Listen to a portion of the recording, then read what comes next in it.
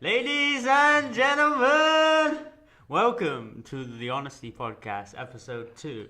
So, ladies and gentlemen, we have a very special guest, actually two special guests today. My good friend Dominic, aka Dodo, and Ninja. I don't know if you guys can see, but this is Dodo's dog and trusted parkour friend. So, welcome to the Honesty Podcast, Dodo. So, Thanks. would you like to introduce yourself a little bit of what, if no one knows who you are? Yes, Maybe you yes, can sure. tell them a little So yeah, as I said, my name is Dominic. Most people call me actually Dodo, and I think most people out of the parkour community would call me that as well. They actually don't know that my name is Dominic. bit. Really? Yes, it's quite funny. I think for myself, cool. But yeah, I'm 27 years old, and I'm working professional with parkour. So what I'm doing mainly is I'm teaching, or I would call it coaching, in my opinion. And so I coach a lot of young kids, young people, some adults, but mostly like the new generations in actually how to move again. Sometimes, I do commercials or like production stuff. Like the last one was a German TV show called Catch, where you have to actually catch each other, just like super simple catching games. A lot of them just against really well trained athletes, and like it's a lot of fun. Man, it sounds very, very interesting. Yes. Like from my perspective of being like a British guy, even though that we spoke before and you said that the British they have a good like parkour team. Yeah. When I was growing up, I had never heard of anything like parkour before, obviously, and maybe it wasn't because it was so popularized back then. It just changed a lot. You have to see, I started like 12 years ago, and in 12 years it was, there was already a little like kind of wave, and more people started it, but it was still in most cities you had one or two people who train. In the bigger cities, for sure, more people. We were lucky in our city with having actually a huge community. I think it changed with the time, but with having between 5 and 20 active people going really out and exploring. But yeah, back in the days it was much more, you said, connected. You were, It was a much smaller community, and you had more contact to each other, and you knew more what's happening right now in the parkour scene. And then, I don't know when it started, I think like 4 years ago, 5 years ago, there was just this kind of way starting, but I think for me personally more in America with like more competitions and everything, and it's getting more athletic. And now it's coming over to Europe, and more academics are going into the topic of like parkour, and making studies and exploring this new sport and bringing it actually to public. So I'm honoring this because they put a lot of work in. Actually, as I said, like bringing parkour to public, while it was like more in the eyes of most people, I think a bad thing to do parkour. While you were not one of those people who actually like destroying walls. Studio falls down. You were just the people when you were in the gym and used like the stuff around. I don't know how you call it. The person who takes care of the gym, he would always complain about parkour people at the end. Okay. And now it's switched from that to actually everyone wants to do parkour, especially here in Berlin, like the young kids, and it's amazing to see. So it's a cool thing that it is changing, but as everything, it has good and bad sides, that it's not so popular. And do you think like the academic side of things is like helping to increase the awareness? Or do you think that because I get this impression when academia comes into certain things, like whether you look at it like from the perspective of like Bitcoin, like when Bitcoin was blowing up, people start writing a lot of papers about it and everything like this, and it gets a lot of attention. Do you think it's like the same in relation to parkour? So these academics start to get interested in it because more and more people are talking about it, and then it helps it to grow overall, There are a lot of different perspectives. I think, for sure, the part of the academics right now is making it more practical for people who actually don't come out of the parkour scene, or what it helps with is that actually schools can start like offering parkour in their school system, not real parkour how I see it, but you know, another version what's like fitting into schools and for students, because actually you there's a part I think academics have a hard game to play with actually bringing parkour to more people, and that's a mental game. You can teach techniques, you can like actually write down techniques and show someone else and he can read it and then explain the technique, but to be able to actually really like guide someone through a new thing, like imagine you want to do a backflip, okay? I can tell you how to do a backflip. Would you be able to do it? No, probably not. Well, actually, definitely not. Yeah, even if you know 100% you are in shape, like with your body, like you cannot fail this move, you won't do it because you don't have the experience. So it's actually more about how do you guide someone through this experience, and there I think where the limit actually is of how academics can like introduce, because at the end we now need more people actually teaching parkour who really practice parkour intensively. And don't understand me wrong, there are heaps of people who can teach parkour to a certain level, to a high level. But I know there are people interested in even learning more than just, you know, this normal level you can learn when you go to a parkour class. It's pretty much, imagine you going to a yoga class. Okay? You have the different levels. But to actually become a yoga master who is teaching yoga, and I don't hope I don't say something wrong because I don't know so good about yoga, I just know there are different levels as well. And so you can, for most of the people, you can learn level 1. From some few people, you can learn like level 2. For level 3, there are then just maybe 5 people in the world, and for like the highest level, there's just one person who's actually training on the level himself or herself. And so the person has to train on a level themselves to actually teach this to someone. So that's why I think academics are helping at the moment a lot to bring it to public, but the real parkour, it's not really, can you say bringable? You cannot bring real parkour to actually schools and to class and everything, and that's what I'm trying right now to do. Okay. It's just ridiculous hard. I guess it's probably because of like the health and safety concerns, right? It's like because of legal like implications, like I don't know what it's like necessarily in Germany, but for example in the UK they won't allow certain things to happen because of health and safety. So for example, you know, like if you play rugby, you'd have to wear a gum shield to ensure that your teeth like don't get knocked out, right? But you know, if we rewind the clock just 20 years ago, that wasn't a concern, you know. Yes. But then all of a sudden, I think it's because of like organizations start to get sued by like families, by people. So they use these kind of health and safeties as almost like a deterrent. It's almost like we're stopping people from having the full experience, right? It is exactly how you say, we're stopping people from having the full experience. It's about football, you can compare it to parkour, I think, as well. It's just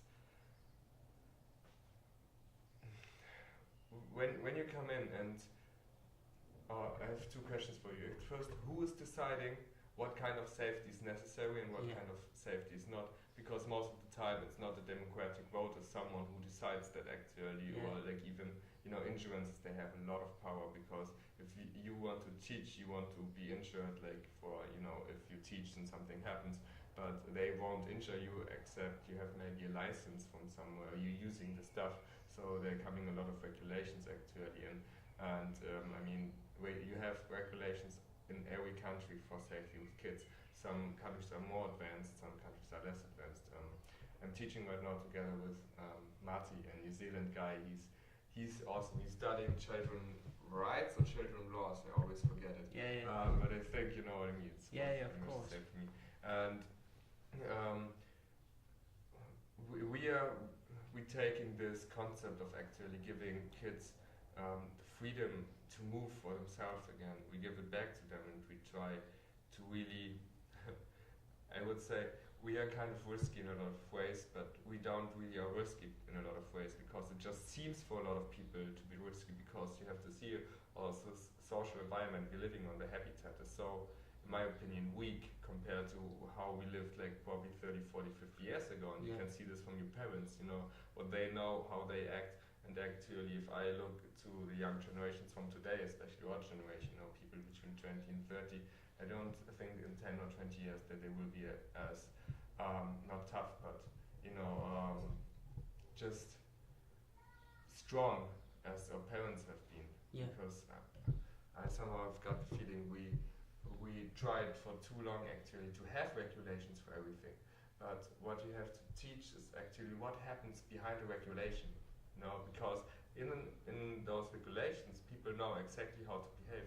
But as soon as you take the regulations away, or you just spread them further away, like that they have more space to evolve, they actually don't know what to do anymore. They're staying around. It's like when a child comes into a class, we have just free training pretty much. Sometimes you give them like some challenges, or like group challenges, but most of the time they come to us and we expect them to just move, because that's where they come to us. So it's like their motivation to do parkour. So do parkour, and when you need help, I give you help.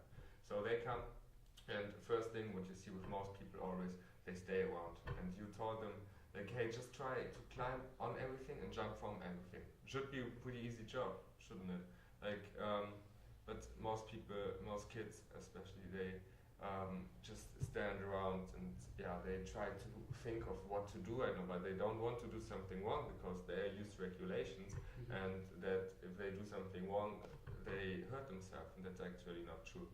And with adults, it's even like, in my opinion, the worst case, because they are so much into this scheme of they are not allowed to like go over regulations and try out, because that's not wanted from society, my opinion.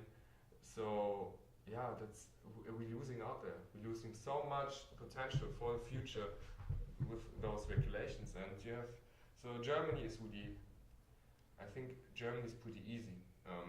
Martin, we just went to Scotland to talk actually about that we have a special space, special habitat in Berlin, because when the walls were falling, I think you can still see the influence from the east and the west coming together. And like last Monday we had, like, it was pouring down here, and we had like 25 kids who were just like waiting for us, like to train for 2 hours, and we went with them just sliding in the rain, like on our stomachs, on like, it was not concrete but a hard floor, but because it was so much water, you could just slide on it, and all the kids were enjoying it, like super wet at the end. They came back home, the parents, they even say like, come on, just like try yourself. We drive with the bicycle back home, half hour, like, fuck, that's, I don't know, like, I thought, that's completely the opposite what I just said.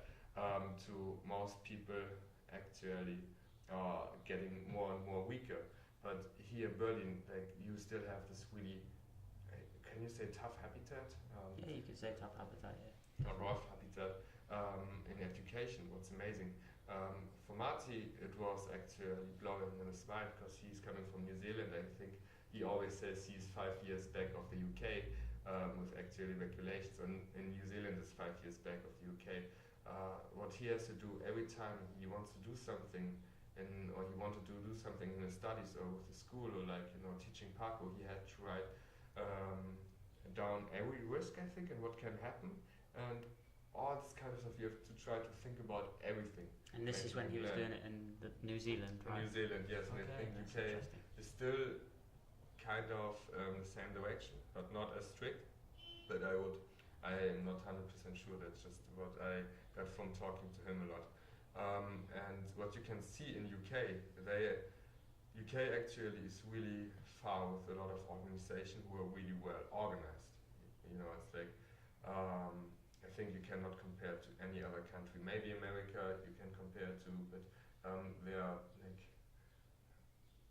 UK is more into teaching, and America, in my opinion, is like in teaching as well, but into competition as well. So UK actually is the specialist in regulation, or like putting regulations out. And I'm really like looking forward to see what happens, because we have right now another interesting topic. Maybe we can talk about this later as well. It's parkour is getting Olympics. Oh really? Probably in 2024. That's how the science look like right now. It's not sure 100%, but I'm convinced that it will be at the Olympics in 2024.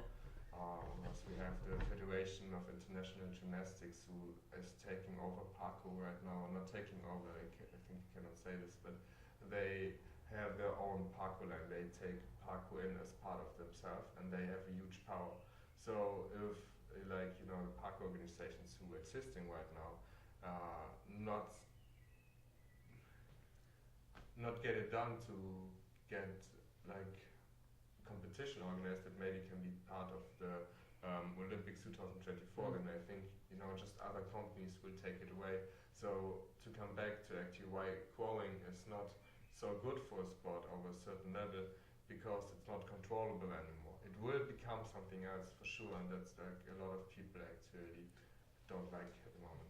I think that's what happens with a lot of things, right? Whether that's someone who makes a business originally, like they started it out as something small and then it grows, and then it's like you can never control something. It's like whether you have a child. Like obviously, I don't have a child, so sorry, ladies and gentlemen, if I overspeak here. But like for example, when you have a child, you hold them, you control them, you like feed them, you do everything. And then maybe when they're 18, 19, 20, they leave home. You no longer have that control anymore. It grows in a different way. And I guess like it comes back to this point with parkour, especially like if we look at the growth of parkour, maybe it started off quite slowly and now it's starting to get bigger and bigger. Yes. And then we have all of these academics influencing or making decisions about parkour, like doing risk analysis, all these kind of things. But this might be the element that helps it get to the Olympics, because these academics who are in the Olympics, maybe as judges or people who decide what games go into the Olympics, they will look at like the academic reports and go, okay, we understand the benefits, we understand the risks that it poses, we understand the potential it has for like younger children to be healthy, to be fit, to overcome the struggles, right? So actually, maybe this is something that is important, but hopefully it will evolve into something that it originally was supposed to be. I think that's maybe the fear for some people who do parkour, right? That it evolves into something that it wasn't meant to be for. And I think that's also like it's similar in the context of like maybe cryptocurrency and Bitcoin. How like this blockchain technology essentially has evolved into something completely different to what its original purpose was, and a lot of people just make money. And I think maybe this might be the fear of like kind of the parkour community, that the original content, the original concept changes. Will be lost. And man, I was like, just sorry to interrupt, I literally just before we spoke about it, I did some research into like parkour and stuff, and I literally just did one Google search, like I think it was the Rise of Academia in parkour, right? And it was very funny that one of the. Where did you find that? No, I wrote it into Google, right? I googled the Rise of Academia and parkour, right? Okay, what did you and there was a guy from my city in the UK, Plymouth, right? And he wrote an academic article. It was I can't remember his name. I didn't write it down, so sorry, man. I didn't quote you on this. But it was called "The Paradox of Parkour: Resistance, Presumption, and Spatial Exclusion of Parkour in the Late Capitalist City." So it's like, and I looked through the first page, and there was like, there's that website academia.com. So basically, a lot of universities, they'll upload content to this site so it's publicly accessible. And there were so many different variations, and I was kind of surprised, man, because like variations of what like variations of like different journals, different like academic texts. Like there was a lot of different styles of it, like, or not different styles, sorry, there was just a lot of academic reports with different titles and stuff. But and not just about parkour, no, mainly about parkour. So when I wrote in the Rise of Parkour, it was just, there was loads, there was pages and pages of reports and academic reports on parkour. Studies and everything. Yeah, so for me that was kind of a little bit like, wow, I didn't realise that it had got to this level, because as someone who didn't know anything about parkour, because like, for example, before, like, just to give people a backdrop of how me and Dodo met each other, I applied to live in Berlin a long time ago, and one of the girls that I was renting my apartment from, she said to me, I live with a guy who does parkour, and I was like, what the fuck, man, this is crazy, like the guys who do parkour was like in my head was like some James Bond shit, you know. I was thinking this is kind of crazy. The guy who's running from James Bond, jumping through different walls and everything like this. So like my concept of parkour was very simple, you know. So like for example, for me, it was very interesting that when we lived together previously, I was able to like learn a lot about your perspective of parkour, like what it brings to society, how it can evolve people's perspectives, you know. Because what was interesting about the points you made before, it's like people are very like people from a cultural perspective are bound by regulations, you know. Yes. Whether that's like you have to work for a 9 to 5. It's a very like do you want to be an entrepreneur? Do you have to work 9 to 5? Do you have to do this? You have to do that. You have to clean your teeth in the morning and you have to clean your teeth at night. There's like these rules and there's these kind of there's like laws, there's rules, and then there's these like kind of little sub rules or whatever that people have and create. Whether that's for like because of your parents, politics, I think.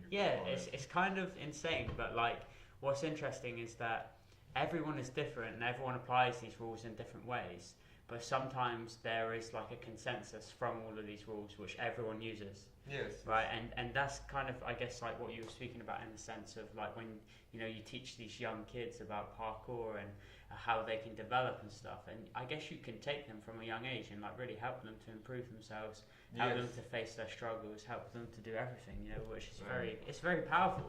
This is one of the most important parts actually. What you know, when we went to Scotland, the topic of a presentation actually was at the beginning, can you teach parkour? And then, you know, the people responded to us, yeah, for sure you can, we already do. But the question behind that was actually, can you teach parkour or coach parkour? Because actually, I think one of the ground values of parkour is, so you have to see what is parkour. Maybe for all the people who doesn't know, parkour is the most efficient way from A to B. Then there's free running, where people often think that's the same as parkour, and most parkour and free running people actually don't care and don't make a difference. But then there's free running, and free running is pretty much you see a wall and you don't try to be efficient, you just try to play with the wall in as many ways as possible you can do with your body. So actually that are the two definitions of each of those sports, and sorry, I lost the track for a second. You cannot teach parkour actually, or you can just coach it, because of both of those sports. One of the main values is that you are creative, that you kind of, you know, you have a. It's so hard to explain. You just don't learn to overcome obstacles in whatever way in the sport, but you learn to overcome it in life as well. You learn to be strong, to be useful, to be stronger than yesterday. You know, those are all the basic values we were taught on and what made us evolving. We learned to travel and we saw the whole lifestyle coming with it. And what happens today, when you just teach, you don't teach the lifestyle coming with it. So actually what I think most parkour coaches should do is coaching and not teaching, because teaching is actually, you see a technique and you can now present a technique to someone, what I said earlier, but you can put them through the mindset. But if you help someone overcoming the fear with any topic, they will learn to overcoming fear, or they're more likely to overcome fear in other topics as well, because what they learned was not a move, they learned overcoming fear.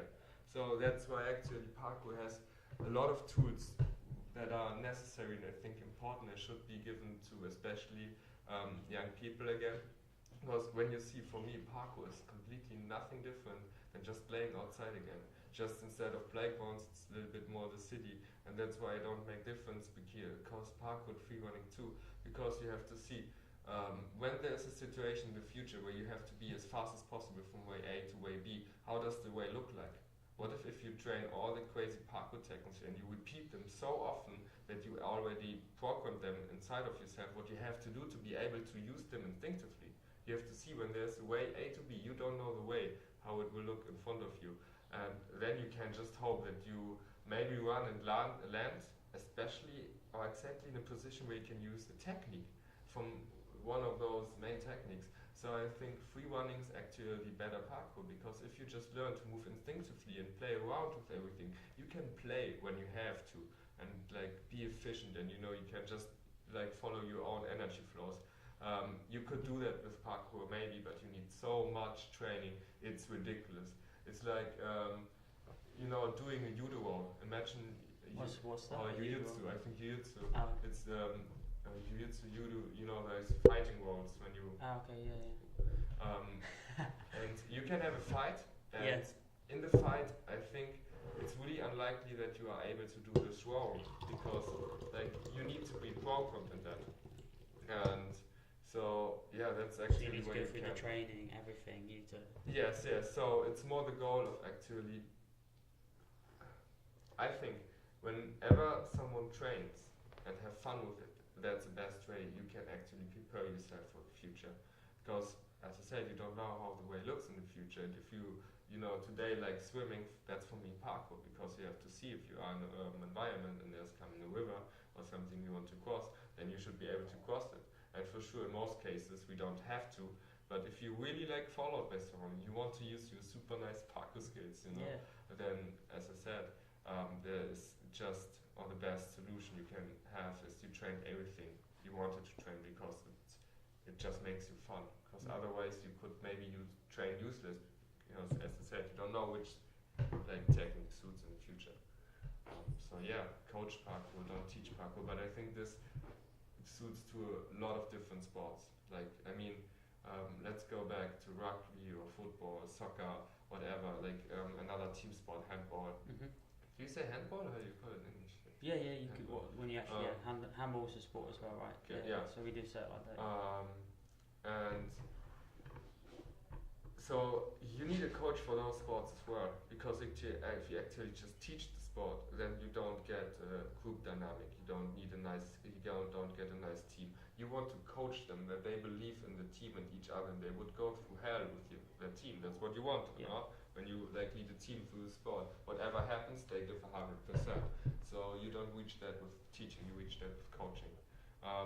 But what happens right now is, because so many people want to do parkour, you know, it's like the cool new thing right now. Everyone wants to be a ninja, I guess, or like older people, adults want to be really tough again.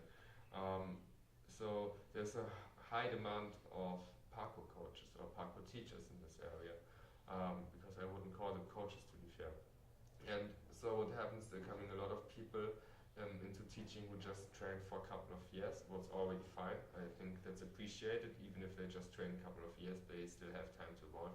But what's the problem, in my opinion, is that more and more people who don't have to do anything with parkour coming into the sport, now opening a class for young people where they do slackline, playing around, you know, climbing on trees again. So it's like kind of parkour, but for me it's too far away actually from the real parkour, because it's more playing around and like making the kids happy, and then it's like not really parkour anymore. I mean, you know, it's like you can have more of a business opportunity opposed to actually them trying to actually instill something. Because one of the things that I remember you saying when we had a previous conversation is that I think you have this powerful like philosophy in the way you like coach people, the way in which you show them something. And I remember you saying that you know, these young kids would sit on the wall, right, and you would tell them to like, do you trust me? And they would have to trust you in this situation, and they would lean back, right, and then you would help them to kind of flip back off the wall.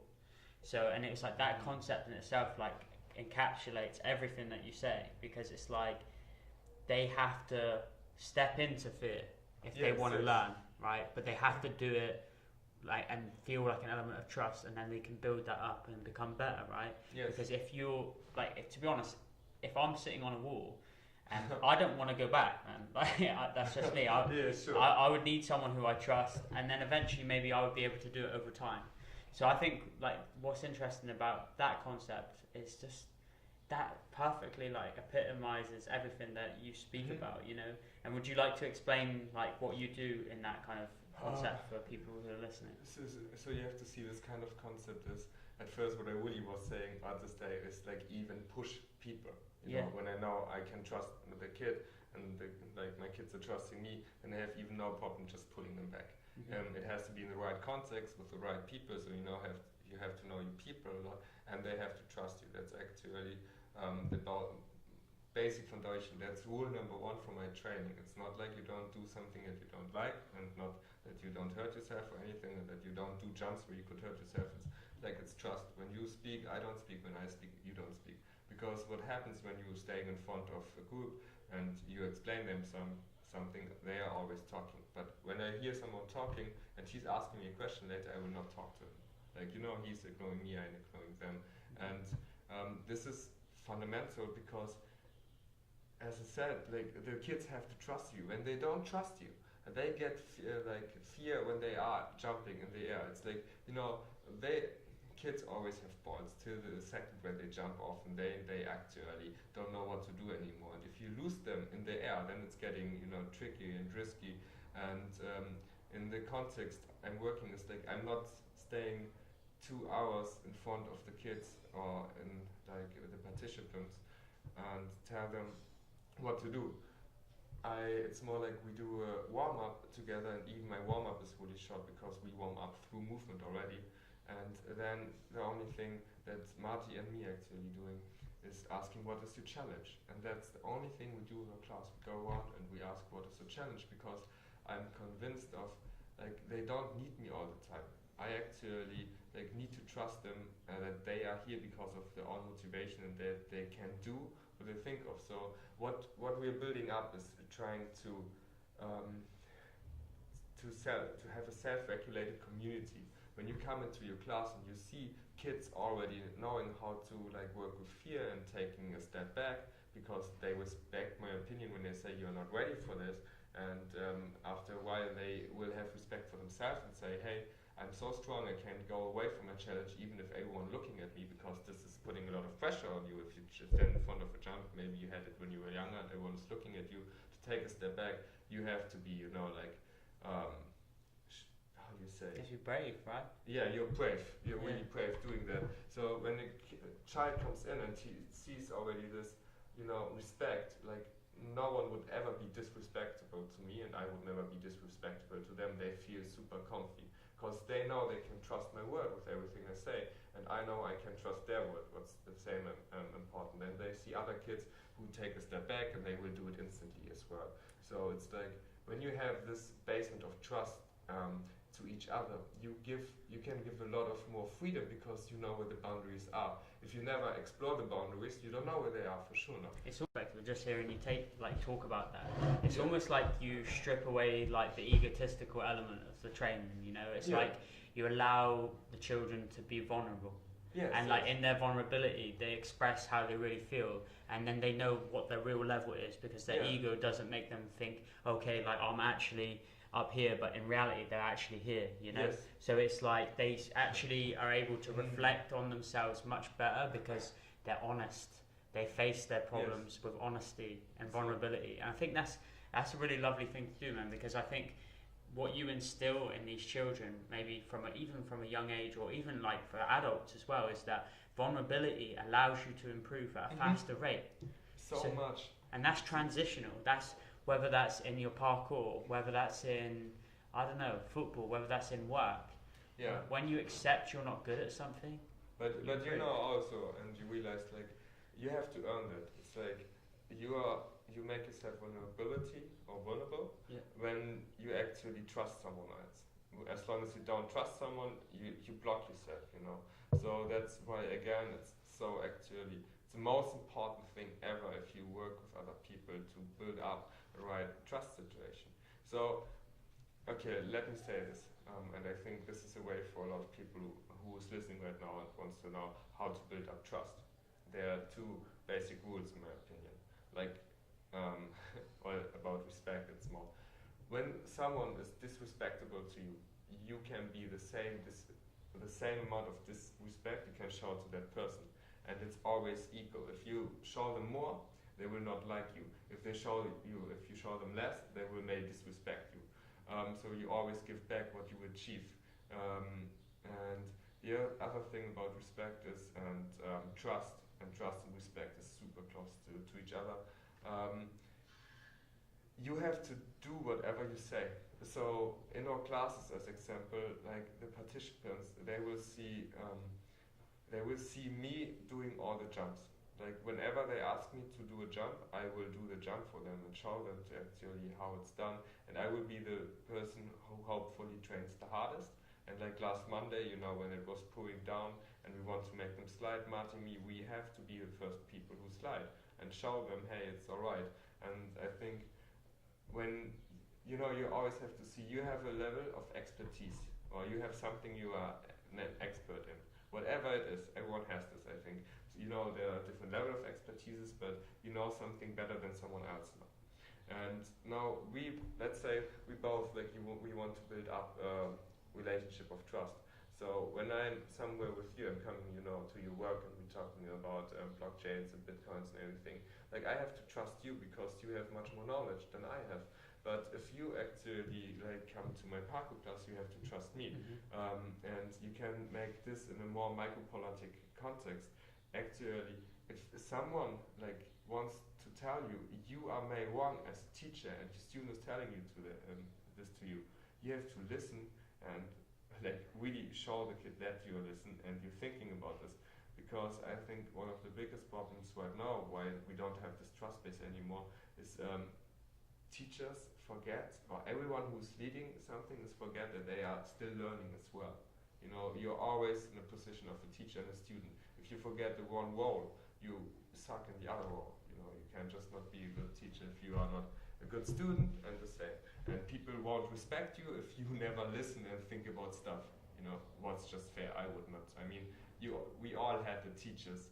When we were going to school, we just hated because they never listened to us. And that's all, they have to listen. They can still say, no, I thought about it and it's not how you say it. But yeah, I think. Yeah, man. I remember there was a saying that I can't remember, it might be from a 50 Cent song actually. And one of the lyrics was like, wise men listen and laugh whilst fools talk. You know, and sometimes it's like the contextual meaning behind it is kind of interesting because like you listen, it's so important to listen and try to understand because, you know, you see this sometimes in work matters or in life in general where people create an argument but they don't really know what they're talking about, you know, and this saying is that wise men listen and laugh whilst fools talk. It's like saying that the wise man listens when he knows what he should say, but the fool talks when he knows that he doesn't know, you know? You know? Let me think about it. So the wise man is actually... The wise man just listens. It's listening when he could talk, but then is talking when he doesn't know. No, but it's like, it's essentially, if I just like re-summarize it, it's just like, wise men listen, always. Yes. They always listen to people who talk, but fools talk when they should listen. The fools talk when they should listen. Yeah. Because, like, for example, the fool is the one that needs to learn. The fool. The fool. Ah, sorry, yeah. I understood the false. Okay. Okay, yeah. I'm sorry, man. Yeah. It's my poor English accent, you know. No, it's my poor English understanding. Yes, I agree with that actually, and it's another saying that says, "Wise man always talks last." Yeah. What makes for me a lot of sense. I don't know. I don't just want to say smart or wise man because I think there are reasons when you can talk first as a wise man too, but it's really intellectual thing to do and really safe for yourself. In my opinion, to wait, like showing your opinion. But to be honest, I suck at it. I always push out my opinion. I think in a lot of ways, but maybe it's because of the teacher role too. Because when you teach every day and you always answering questions and you try to be as logical as possible to like help the people evolve, then it's hard to get out of this. And whenever you talk about something, you think you have to teach someone, but actually then the person in front of you is like equal like us and not actually someone you should put yourself in a position of teaching. Yeah. Because again, like I think what naturally comes, and I said this before, you should never forget that you are a student as well. But it's really hard to actually remember that you are a student as well when you are in the position of being a teacher. And to be honest, whenever I do this, and I try to do it less and less, and like put out my opinion, and you know how I like to go into discussions and everything, like it happens for sure that I'm just totally getting smashed. Like, and the sad thing about this is like I'm still standing behind my points. It was just too early to like convince the other person of your points. So can you give us an example of something that is this maybe like when you went to Scotland to do your oh man, was anything yes, was it like that? Yeah. So okay, I think that's a perfect situation. We were so should I just give them a bit of a back context? So like you went to Scotland to do so Dodo, like as part of his company called Parkour Academy, he went to Scotland to speak on behalf of like the practical people who have businesses in parkour, people who run parkour events, everything, right?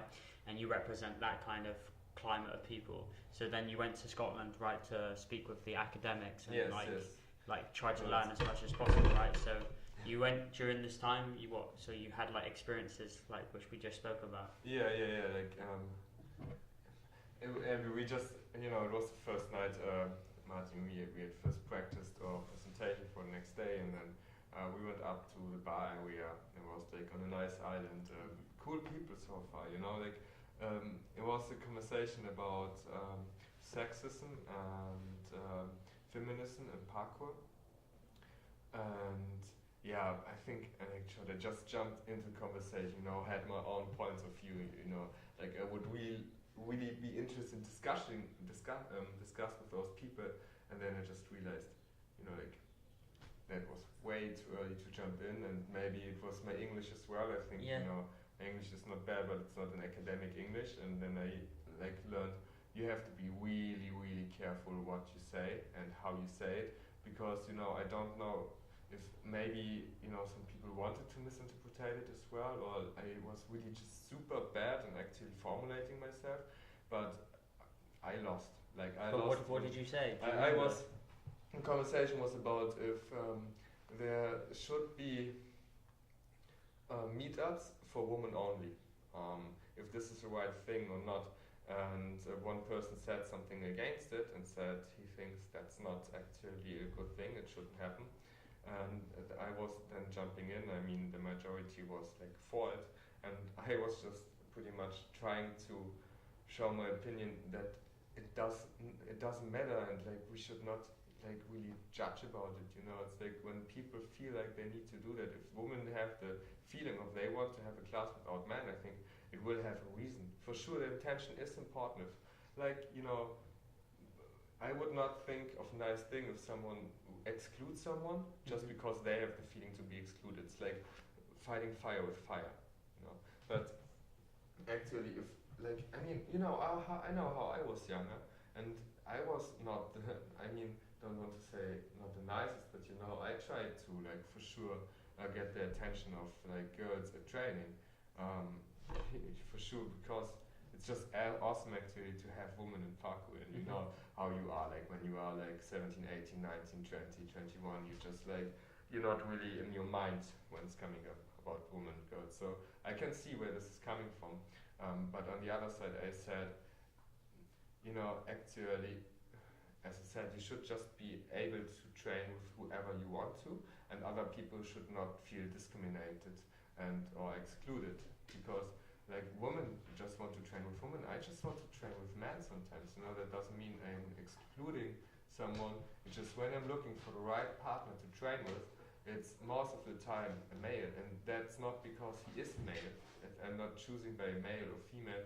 That's just what I made my personal best training experiences with.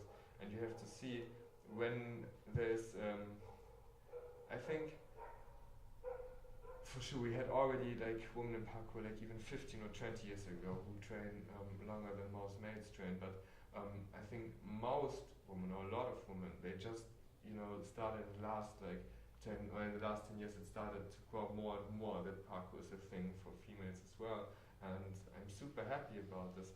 But it's still, when you are new to discipline, it takes time till you reach, or till the majority reach a certain level of training. And I think, and I hope no one will kill me, but women are already on a super sick level. But most of the time, the level I'm training on, I want to train with guys because they just jump further at this point. Not always, but most of the time. So when I actually pick someone to train, as I said, I will take Marty or like one of my best friends, Paul, who's like just training at the same level. But if I have like a woman who coming over to Berlin and I know like I love training with them, I will invite them for sure, ask them, and they're never excluded. I'm just not actively asking everyone, but I don't ask actively every man in Berlin. You know, there are 2 people I'm asking, or 3 people out of, I don't know how many hundred people actually are. I guess it's like almost comparable to like boxing or something, in the sense that, you know, you might have a heavyweight fighter who's a man and a heavyweight fighter that's a woman. You're both in the same category, you're both elite, you're at the top of your game in the world, right? But they might not want to fight each other because, you know, there is a difference in certain elements, you know. Maybe the woman has much higher level of technique, but the man has a much higher level of physical strength, and his physical strength would outpower, whereas her technique would out-technique the guy, you know. So it's like, I think it's one of those things that we almost have to accept sometimes, that we are essentially different, but the differences are good, you know. But that's getting a bit tricky because actually, that's what I hear a lot about in debates at the moment as well. And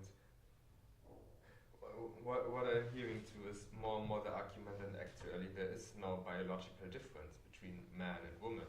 And to be honest, I never checked it. I just believe in the whole old knowledge I have, and I think you have too. You know, we got to teach in school. Maybe it's wrong, but I actually don't think it's wrong. And I think, there is the difference, but there's this theory, I think, you have to look it up again, that it's a cultural influence through thousands of years that actually led to a stronger man and weaker woman in a how do you say it?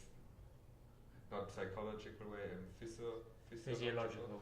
Yes, in a physiological thing. So I think that's interesting, and it's for sure, you know, fair looking into it, and maybe it's right, it's correct. Yeah, maybe it is right. It still doesn't change the point that when you go today, like for having a boxing fight, and you want to have a boxing fight where you evolve yourself, you know, and you want to have the hardest fight you can have. Like, I think you don't just have man you can pick, but you will have more men until you are ready to do that and want to do that, then you have women. And it was about this kind of topic. I was just going in and saying, I wanted to say, hey, like, it doesn't matter, like, train who you want with, as long as you have fun, no one else should judge, and it's just not fair. And that's what you can see actually when you go to train with people who are, I would say, hardcore parkour, you know, like a lot of people are in different ways, but the people who are outside training all day long, like for all the people who don't know a lot about parkour and want to watch something incredible, I would recommend you watching, I think Mark Bush is a good example of someone who just trains all the time. You can see it in his What was his name, sorry? Mark Bush. Bush. Yeah, MARCBUSH. And, you know, like, I think this is one of the best examples of a person who loves parkour more than nearly everyone I know, and he would never judge like who he's training with. It doesn't matter because he just loves pretty much, I think, training with everyone. For sure, he would still, you know, probably have people he would ask for other people, but that everyone does. It's even, you know, because of your location, you won't ask someone in Berlin if you live in Frankfurt, or you won't ask someone in America if you actually live on, I don't know, not America. What makes just sense. So you always have your filter, you sort of like sort out. But as I said, yes, take a look at this guy, and I think you can see it even in the movement. So, you know, through, like, when you really do it, there's not even a time of discussing this topic because you just want to train. So I think, is it the right thing to do to talk more about something than doing it? And like, okay, to bring it to a point. So people who think about it a lot, academics, they talk about actually if it's right or not. Why I saw when people just train all the time, it was not even a question so far. But I think it's like a recipe though, right? You could argue that like you need to be able to talk, you need to be able to teach things. So it's like, you know, if like parkour is symbolized by like a pasta dish, like the pasta represents maybe the talking element, but then you need the salt, you need the water, you need everything, and you need it to come together at the right time in order for it to be a good meal that you can present to other people, right? Yeah. And I think that's probably the hardest thing. Creating the perfect pasta dish, creating the perfect recipe. It's hard, right? It must be. Yes. Like, it's very easy. Like, for me, someone who has absolutely no experience in parkour or whatever, it would be easy for me to make assumptions about certain things that I don't understand. So it's therefore important for me to understand the perspective and understand the potential difficulties and this kind of thing in order to try and put myself into other people's shoes, which is always quite a hard thing to do anyway. Yeah, so that's exactly what I mean. Again, like, you need trust to yourself, or if you don't have this, to someone else who's teaching you this way. But yeah, as I said, like, man, be careful with like telling your opinion too early about something when you are not 100% sure if what kind of state the other person is in as well. Because you have to see, as soon as you're in a conversation, I think we talked about this too, you have to disagree to the other person, or most of the time you won't have a conversation. Because if you both agree, it's a conversation, yeah, I agree, and it's over. So you have to disagree, and you are more likely to take on another point of view, even if it's not used, just to have the conversation going on.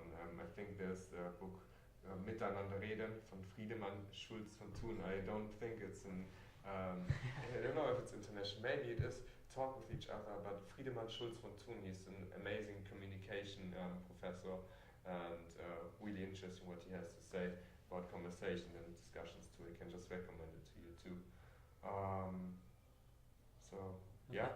Okay, cool. And so what's cool about that, what you just said, is like that, like conversation, through conversation you can always unlock different areas of your mind, right? You can have a conversation with someone and then you can gain their perspective on something, whether it's parkour or whether it's like in my previous podcast, I had this lady called Alex Gibbon, and she was a sex technology entrepreneur, you know, so I was able to understand certain perspectives that you never think about, you know. And this is the beauty for me of doing this podcast, is that I want to meet as many people as possible that have different perspectives, different understandings of life, right? And one of the questions that I really wanted to ask you, and one of the themes that I'm going to try and create, is that because it's called the Honesty Podcast, we have to like express our honesty, right? So maybe, like, for example, just as you have this powerful technique in parkour in which you allow people to be vulnerable, I feel like I want to steal a little bit of your essence, sprinkle it in my tea, man, and also do the same. And I feel like I'll ask you this question, and like maybe it's a difficult question or something, but what would you say is like something that you've really, really struggled with in your life, that was something that was very difficult to overcome and maybe it took a long time? I think trust in myself. Yeah. And I think actually that's a thing that most people have problems with today. It's sad. I think Jordan Peterson said it in this way. It's kind of sad how little motivation people need today to actually feel appreciated again. And I felt the same, you know, for sure people appreciate you, and you know that your parents believe in you and family you love, but it's a long way that you actually really trust in yourself and the abilities you have, because I knew for a long time that I somehow kind of have a good, how do you say it, not talent, but have a good finger, good hand, I don't know, for teaching and education. And you know, I think a lot of people know their interests when they're really young, and when you get older, I think then again you get remembered of them somehow, and I can give you an example for that in a second. But most people are too afraid of actually going for it. The old sentence, you know, believe in your passion and everything will go right. I believe that's really true. There's like a natural flow that guides you through life. Karma is a real thing, and more and more people should actually really just believe in themselves and what they want to do, and that this stuff will work out, because they are, you know, they're just differences in energy. When you don't go for what you want to go for, it's like you can be still how do you say it? You're like stuck. Yeah, the word, no. You can be really confident, you know, but yeah, you're somehow stuck. You don't go for your passion. You can still be, as I said, like, go for things, but as soon as you go for what you really want to do and you have this little encouragement to do it and to go for it, you have this complete new like energy that you show people, you know. This is the stuff what more and more people need, because this energy leads to the spark in the eye for going something, will lead to like that someone else is like going for something that makes them maybe passionate, and so more and more people would go for that, and that would lead, in my opinion, to a much higher rate of self-employed people at the moment, and self-fulfilling people would give a positive vibe and a good push, a positive push for a lot of problems you want to deal with, because right now I think people don't care, because they don't care about their own life. Why should they care, like as example, about the earth or like the future of a lot of people? I mean, if you don't have self-respect for yourself, you won't have respect for someone else. So I think that's really one of the most important things, that people actually get more encouragement to go for what they want to do, that they just, believe in their passions again. So do you think, like, because I remember when we had spoke before, you like said that you worked in a bank, right? Yes. And then you decided to stop with the banking and follow your passions. I think it's very brave, you know what I mean? Like, you have to accept that fact that a lot of people won't do that at all. But yeah, sure, I agree with that. In my case, I would say there's another, you can see black and, no, not black and white, you can see it in different perspectives. It's really brave, or it's a really scared move, actually. Because I was not brave of following my passion, I was scared of not following my passion. So I think this is important too, because it's a different kind of motivation. Yeah. You know, I was just like standing in the bank for 2.5 years, and like whenever I looked outside, I think that's even stronger though, right? The I fear of not wanting to do something. It's almost like, you know, you can do something your entire life. Maybe if you didn't choose to start Parkour Academy, you might not have, I don't know, your whole trajectory might have been different, because your whole your whole vibe, your whole energy might be completely different, right? So maybe like intrinsically within yourself, you always knew that you had to do it. So therefore you were afraid of not doing it, because you felt like this was right. This was who I am. This is who I am.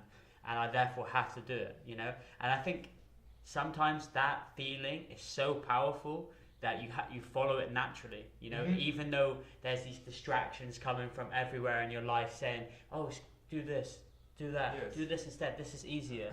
You still choose that, and you bring it to you, and you become it, you know. And I think that's amazing, really. Yes, I agree. Do you know the book Law of Attraction? I think right now it has another famous time again. It's coming back. You have to see. You can think about the book what you want to say, but the points in it, like, they are really strong, and I believe in it. I believe in the law of attraction. When you think about something, you will attract it, and there's no way of actually like that this won't happen. And I even like the point that I think like the law of attraction says, when you think about something negative, it will happen as well.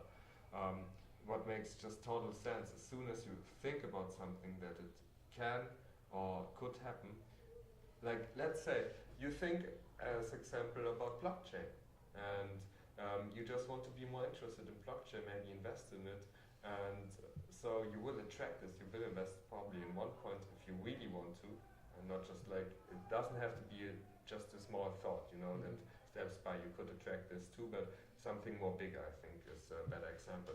So whenever you talk, when you listen to another conversation and there is like the word blockchain or something, you will listen automatically to the people. And so I think you just design yourself more influences toward a topic without even maybe realizing it. So that's, Sorry, man, don't worry. But like, I would say what's really interesting about this point about you like embracing your fear is like, I also had something a little bit similar, right? Because when I was younger, I would say that I was always very, very afraid of being different. you know. So like very afraid of being different, very afraid of people judging me. So to the point where I wouldn't do things that I wanted to do because I didn't want people talking shit about me and then me having to feel the need to justify why I did that. So whether that was because, like, for example, I have a funny thing. I might have spoke to people about it before, but there's certain movies that definitely are made for women that I kind of like for example, like The Devil Wears Prada and all of this shit. I'm being honest, okay? I've got to be honest. If I'm the host of the Honesty podcast, I have to be honest, right? And I spoke to one of the girls at my work like the other day, man, and she said something about, I watched The Devil Wears Prada the other day. Man, I fucking went home, I downloaded it, and I watched it because I was like, shit, this movie is so good. But it's just about like women in business, you know? And I don't know what it is, but like there's something that I like about it. And now that I'm a little bit older and I'm able to understand who I am, what I like, I just accept it and I don't care about what anyone says. And I was so worried about people's opinions, man.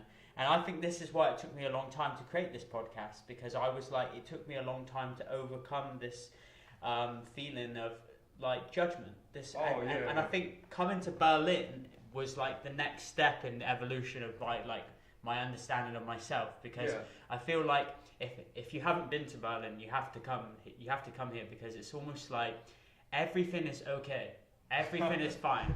Like you step outside, there's people smoking joints, there's people that wear the craziest clothes you'll ever see. There's crazy people on the metro, on the trams, everywhere, but no one says anything. No one cares about what you wear. No one cares if you smoke. No one cares if you do all these kinds of drugs. Everything is okay as long as you're like a good person. And I think for me, like this place really just like conceptualizes or gives me this element that anything is possible. It's almost like the equivalent of like the American dream in Europe. You know, it's like you come here to be your true self. But you have to be strong self, to be honest. Yeah. Because I think when you come to Berlin, I mean, we can talk a little bit more about the habitat of Berlin, because it is interesting. It is how you said, like, you can be yourself. Like, you can be as much yourself as you want. And like you, as I said, you can pass by a police car. Like, you can smoke something, or like, you know, just pretty much doing something small, illegal, that in other countries or other states of Germany, even like police would come to you and still control you for this. And here in Berlin, they don't. So you have a lot of freedom. And if you don't have a goal, if you don't have a vision, I think you can lose yourself really strong. And that's what you're seeing right now a lot too. I have, my opinion, I have two kind of friends here in Berlin. And the one who seem to lose themselves more and more, and the other ones who go in, like, how do you say, they evolve themselves more and more. But there's not like really something in between, you know. There's not like, I would call it a typical mid-class you see in other states, other areas. I think in Berlin there's really, I don't know, just, as I said, you can lose yourself where you can grow, but in between there's not really so much. And I think a lot of people who staying in between, who are not sure like what to do, they may not come to Berlin. I think you should come to Berlin when you have a goal, when you have an aim, when you have something, but not just because it's a nice city to live, because then you pretty soon forget that there's a fulfilling part in life and not just like fun and like, you know, express how, or the thought that you can express how you want to be puts you in a kind of case where you don't express yourself anymore as you really want to be. Because again, when you come here and all your friends are going to the techno scene or techno clubs, you know, I think you have a high risk that you will turn in like a techno lover without being a techno lover. There's nothing wrong with going to like be part of the techno